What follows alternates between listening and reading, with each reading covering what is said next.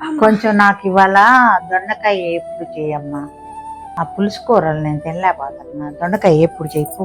ఏంది ఇంత చదువుకుంది మీకు ఏ పుళ్ళు అవి చేయటానికి అనుకున్నారా ఏంటి? మరి పెళ్లి ఎందుకు చేసుకున్నావు అమ్మాయి? మా నాన్న చేశాడు. నేను నా కొడుకు పెళ్లి చేసింది నాకు కొంచెం రెస్ట్ దొరుకుద్దని. మరి ఆ ఒక్క ముందు చెప్పొద్దా? పెళ్లి ముందు చూపులప్పుడు నిర్ణయించుకోవాల్సింది ఎవరు?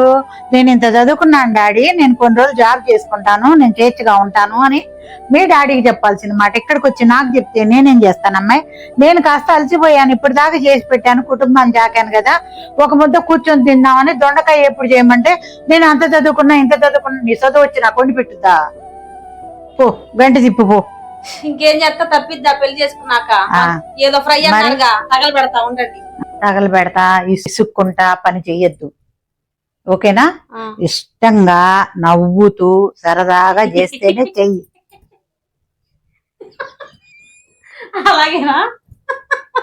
అలా చేస్తే చెయ్యి, ఆ. లేకపోతే మీ నాన్నకాడికి పోయి అడుగు. వద్దులే. ఆ, చేస్తా. ఓకే. ఆ.